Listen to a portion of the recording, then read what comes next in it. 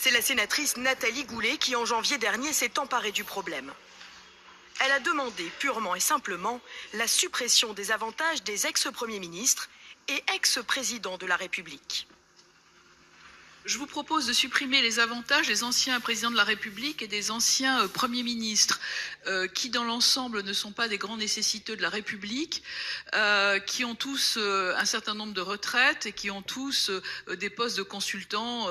En tous les cas, j'ai vérifié, franchement, personne n'est au resto du cœur. Le texte, contre toute attente, est approuvé à l'unanimité. Nathalie Goulet savoure sa victoire.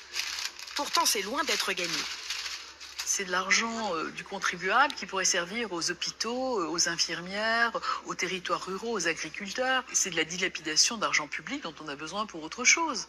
Il n'y a pas eu de critique de la part des ex-premiers ministres, vous n'avez pas eu des coups de fil? Non, pas du tout. Moi, personne ne m'a appelé. Je sais que, notamment, je crois, le président Sarkozy a appelé beaucoup, qu'il était très mécontent. J'ai absolument rien contre le président Sarkozy. Mais il y a quelqu'un qui lui a dit qu'il allait devoir peut-être payer son loyer et que ça ne lui a pas fait plaisir.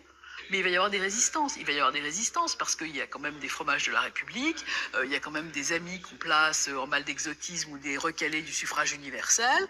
Et tout cela, il va falloir qu'ils traversent la rue pour trouver un job.